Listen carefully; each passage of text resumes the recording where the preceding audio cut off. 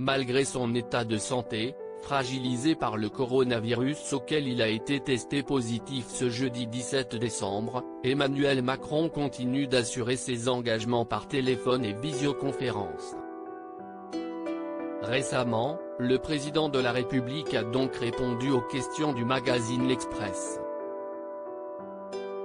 Un entretien durant lequel le chef de l'État a rendu un subtil hommage à l'un de ses conseillers discrets dans cette crise sanitaire, Nicolas Sarkozy.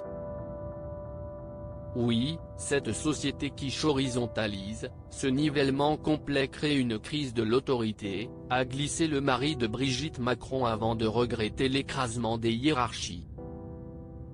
Rien d'anormal aux yeux de certains et pourtant, l'actuel locataire de l'Élysée a employé le même vocabulaire que son prédécesseur avait utilisé lors d'une intervention sur le plateau de TF1, au mois de juillet 2020.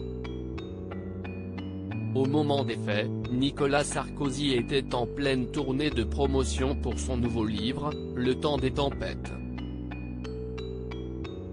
Aujourd'hui, la mode est de parler de l'horizontalité, a lancé l'époux de Carla Bruni. Moi je ne crois qu'à la verticalité. Une société démocratique ne peut pas fonctionner sans autorité, ce n'est pas possible. Pour Brice Hortefeux, ancien ministre de l'Intérieur de l'ex-chef de l'État, si est un hommage. Une stratégie cependant bien ficelée d'Emmanuel Macron, en vue de l'élection présidentielle de 2022. Des hommages, des clins d'œil, des sourires au coin vont se poursuivre pour finir en appel du pied aux électeurs sarkozystes, a déclaré le député. Une démarche à laquelle le père de famille sera sensible sans doute. Dupe? Certainement pas.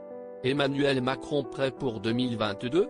La politique n'est plus mon affaire, affirmait Nicolas Sarkozy sur l'antenne de BFM TV, à la retraite depuis 4 ans. Sa candidature à l'élection de 2022 ne serait donc pas dans les cartes. En revanche, dans le cas d'Emmanuel Macron, le scrutin est la prochaine étape à traverser après les élections régionales de 2021 et alors que la liste des candidats ne fait que s'allonger, dans l'ombre comme sur le devant de la scène.